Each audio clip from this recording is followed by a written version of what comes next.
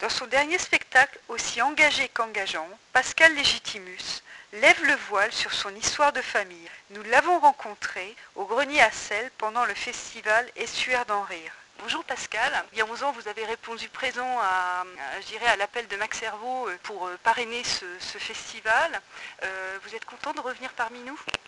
Bah oui, évidemment, je suis content.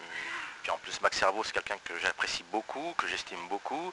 C'est lui qui m'a fait découvrir Anthony Cavana, qui m'a parlé de lui pour la première fois en 96. Donc ça remonte très très loin. Donc on se côtoie de temps en temps. Et puis bah, je suis ravi de revenir avec un spectacle complet, tout nouveau pour moi, parce que c'est une première de me retrouver sur scène. Alors dans votre nouveau spectacle qui s'appelle Alone Man Show, vous vous racontez, vous avez tardé à le faire, c'est plus facile de se dénuder que de mettre à nu son âme. Vous êtes pudique? Je suis naturellement pudique, effectivement, je suis avant tout un comédien, j'aime bien jouer avec les autres, donc ma carrière a été basée là-dessus, mais il se trouve que j'avais envie pour une fois de parler d'autre chose que des autres, donc je me suis recentré sur moi-même et j'avais envie de faire partager une partie de mon univers, à savoir ce métissage que je subis et dans lequel je vis depuis un certain nombre d'années, naturellement bien sûr, et donc de parler de mes racines tout simplement. Et comme on est dans l'ère du métissage, grâce à Obama, et puis que les gens se mélangent de plus en plus, j'estime que mon spectacle est utile et nécessaire, et bien en même temps il est dans l'actualité. Et c'est même imagé puisque sur scène passent des photos même de votre famille. Oui, c'est un hommage à mes parents qui ont été très courageux d'être ensemble dans les années 60 parce que mon père est donc d'origine antillaise et ma mère d'origine arménienne, donc effectivement à l'époque c'était compliqué pour eux parce qu'il y avait beaucoup de racisme et c'est l'amour qui a triomphé, donc je suis le résultat d'un amour profond, mais en même temps quand je suis né c'était compliqué parce que j'avais la couleur entre deux chaises, donc forcément on me prenait toujours pour ce que je n'étais pas. Alors comme je le dis dans mon spectacle, quand je vais en Inde on me prend pour un Indien, quand je vais en Amérique du Sud on m'appelle Ramirez, quand je vais au Maroc on m'appelle Mohamed, donc forcément à un moment donné il fallait que je rétablisse une vérité. Donc ce spectacle me permet de m'affranchir, voilà, en quelque sorte pour simplifier, on connaît Légitimus mais on connaît un peu moins le Pascal, donc je me dévoile un petit peu avec pudeur. Alors vous êtes né dans une famille qui compte nombre d'artistes, comment trouve-t-on justement sa légitimité dans une telle tribu? Il y a beaucoup d'artistes effectivement dans cette famille. J'ai plein de cousins et cousines qui sévissent un peu partout, qui chantent, qui dansent, qui peignent, qui sont musiciens, acteurs, qui travaillent à la télévision, à la radio, devant et derrière. Écoutez, j'ai fait ce métier-là je le fais depuis l'âge de 9 ans, donc pour moi c'était naturel de me sentir bien sur scène, c'est comme une thérapie en quelque sorte. Donc j'ai continué l'aventure, en plus je suis payé pour ça, donc j'en ai fait un métier. Je continue à être passionné, donc trouver ma place, je n'ai jamais été en concurrence avec les membres de la famille, donc j'ai trouvé ma place naturellement. Il se trouve que modestement, je suis devenu un des plus célèbres, parce que voilà, j'étais dans un créneau qui était peu usité à l'époque, l'humour métissé. Et avec Smaïn, on était pratiquement les premiers au théâtre de Bouvard. Donc on a ouvert une brèche, on a ouvert une voie, et tout le monde s'est engouffré là-dedans. Donc j'estime que voilà, on a fait un peu notre part, dans le sens où c'est important dans une télévision en couleur qu'on voit des gens français d'origine de... Voilà. Je crois qu'il n'y a pas de hasard dans la vie et en fait, je dirais que la vie vous a porté ensuite vers les inconnus et là aussi c'était une tribu. Mais c'est vrai que j'ai démarré au théâtre de Bouvard, ensuite Les Inconnus, en alternance avec des projets personnels. Moi j'adore l'esprit de troupe, tout simplement. Quand j'étais gamin, j'avais qu'une idée, c'est d'entrer à la Comédie Française, voilà, ou d'être au Cours Florent, ou même de travailler avec Ariane Mouchkine, parce que voilà, j'adore cet esprit de... Je suis né dans une famille assez grande, donc forcément, c'était naturel pour moi, en tant qu'acteur, de sévir au sein d'une troupe.